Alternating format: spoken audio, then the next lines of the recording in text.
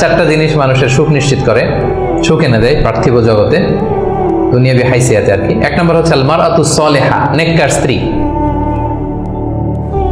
এটা কিন্তু আপনার জীবনকে সুখময় করার একটা বড় মাধ্যম। দুই নম্বর হচ্ছে আল মাসকানুল ওয়াসিআ, প্রশস্ত বাসভবন।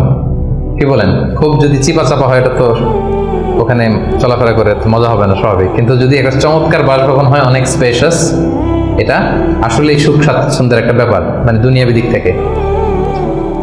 তিন নম্বর হচ্ছে ওয়াল জারুস সালিহ, ভালো প্রতিবেশী, গুড নেইবার। কি বলেন? আরবিতে কি বলে?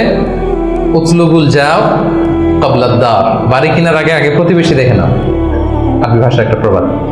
আর চার নম্বর হচ্ছে ওয়াল মারকাবুল হানি, মানে হচ্ছে লিটারালি হচ্ছে সুইট রাইডিং, ভালো একটা আরোহণ। এটা বর্তমানে গাড়ি হইতে পারে, একটা সুন্দর চমৎকার গাড়ি, ভালো ব্র্যান্ডের গাড়ি, মার্সিডিজ না হইতে পারে।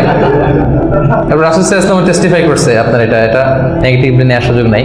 হ্যাঁ, এটা দুনিয়াবি দিক থেকে তো অবশ্যই একটা সুখের মাধ্যম, মার্সিডিজ ব্র্যান্ড হতে পারে। অথবা রাসূল সাল্লাল্লাহু আলাইহি ওয়াসাল্লামের সময় ছিল যে কোনো আরোহণ, ভালো ঘোড়া, তেজস্বী ঘোড়া, উট,